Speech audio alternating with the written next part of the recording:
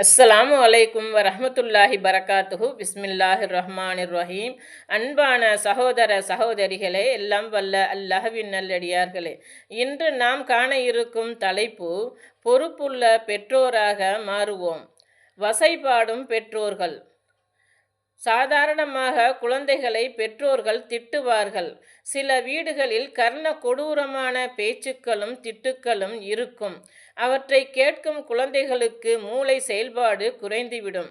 அவர்கள் பேசும் பேச்சுக்கள் அனைத்துமே மூளையில் பதிவாகி நாம் இப்படித்தான் போலிருக்கின்றது என்பது போன்ற ஒரு தோற்றத்தை ஏற்படுத்திவிடும்.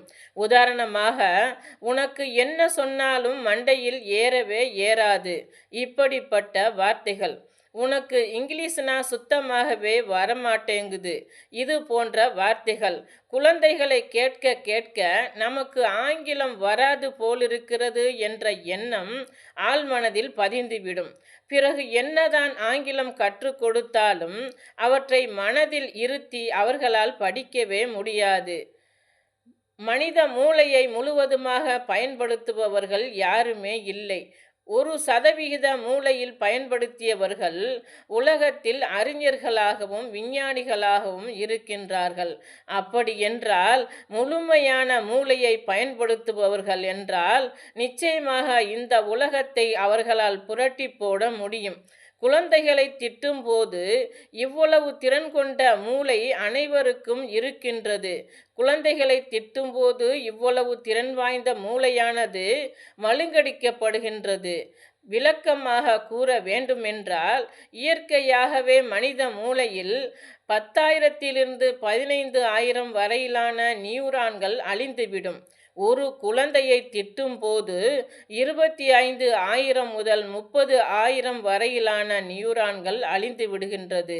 பிறகு அந்த நியூரான்களில் தகவல்களை சேமிக்க முடியாமல் போய்விடுகிறது. இதனால் தான் குழந்தைகளை திட்டவே கூடாது என கூறுகிறார்கள். குழந்தை வளர்த்து பள்ளிக்கூடமும் போக ஆரம்பித்து விடுகின்றது. எப்படி படிக்க வேண்டும் என்று சொன்னால், நன்றாக சப்தம் போட்டு உரக்க படிக்க வேண்டும். அப்போதுதான் மூளை சோர்வடையாமல் இருக்கும். மனதிற்குள்ளேயே படிக்க ஆரம்பித்தால் சீக்கிரமே தூக்கம் வர ஆரம்பித்துவிடும். மூளை வேலை குறைவதால் இது போன்ற தூக்கம் ஏற்படும்.